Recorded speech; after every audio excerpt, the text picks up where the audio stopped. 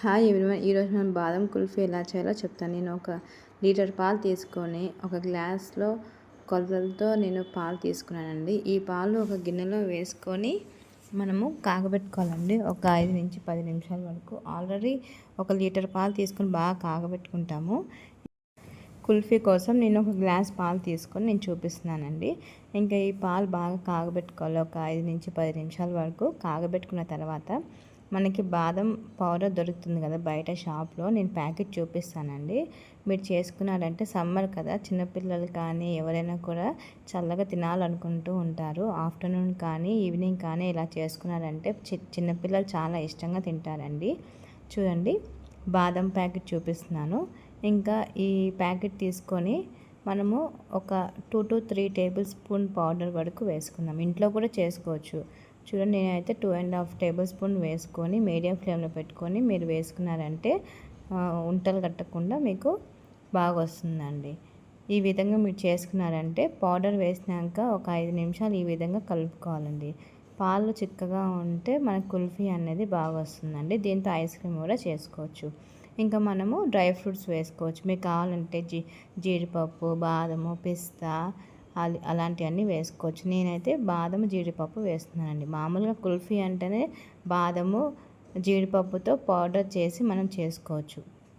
మనం already powder మనం వేసుకున్నాం కాబట్టి మనం పైన ఈ ఫ్లేవర్ కోసం అనేది పైన వేస్తున్నామండి.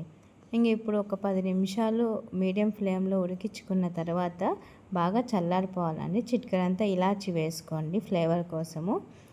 ఈ విధంగా ఒక 5 నిమిషాలు కలుపుకున్నారంటే మీకే తెలిసిపోతుంది బాగా చిక్కబడింది. ఇంకొక 10 నుంచి 15 నిమిషాల వరకు చల్లార్చుకోవాలండి. ఇంక ఇప్పుడు మనము ఐస్ క్రీమ్ది, మాన్యువల్ ఐస్ క్రీమ్ది ఫ్లిప్కార్ట్లో కానీ అమెజాన్లో కానీ దొరుకుతుందండి. ఈ విధంగా ఇది తీసుకున్నారంటే మీకు ఈజీగా ఉంటుంది. గ్లాస్లో కూడా చేసుకోవచ్చు. ఐస్ క్రీమ్ స్టిక్స్ పెట్టేసి చూడండి, ఈ విధంగా వాష్ చేసుకొని ఆ పైన స్టిక్స్ తీసుకొని మనం పాలు అనేది చల్లార్చినాక వేసుకోవాలండి.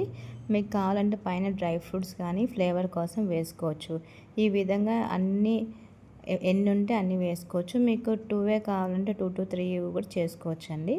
నేనైతే 6 చేస్తున్నానండి. ఈ విధంగా మీరు అన్నీ వేసుకున్నాక డీప్ ఫ్రిడ్జ్లో పెట్టుకోవాలండి. బాగా గడ్డగా కడితే బాగుంటుంది ఐస్ క్రీమ్ తినేదానికి.